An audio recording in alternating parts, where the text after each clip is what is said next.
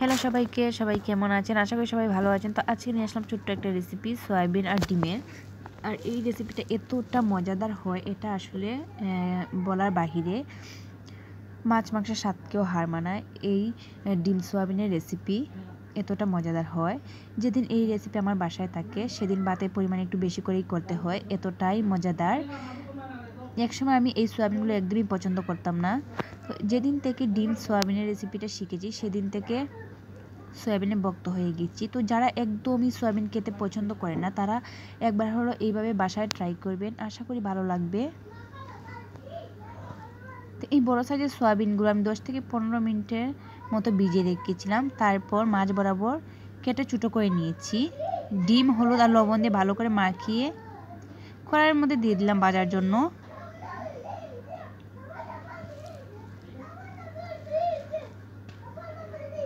তো আমার সয়াবিনগুলো ভাজা হয়ে গেছে। তো এখন ভেজে নেব আলুগুলোকেও ছোটো ছোটো করে আলু ভাজার মতো করে দিয়েছি। যেহেতু সয়াবিনগুলো ছোটো করে নিয়েছি তাই আলুগুলো ছোটো করে দিয়েছি।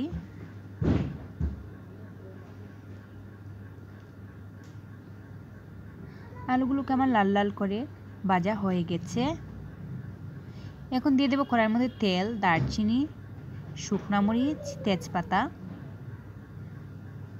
পেঁয়াজ বাটা, আদা বাটা, রসুন বাটা, সব কিছু ভাজা পর্যন্ত অপেক্ষা করব।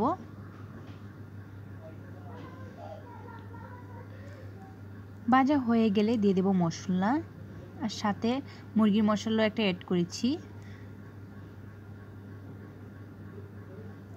মশলাটা ভাজা হয়ে গেলে দিয়ে দেব সয়াবিন আর ভেজে রাখা আলু।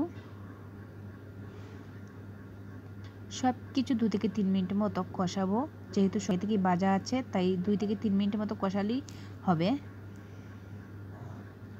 কষানো হয়ে গেলে দিয়ে দেব পানি, লবণ আর কাঁচা লঙ্কা।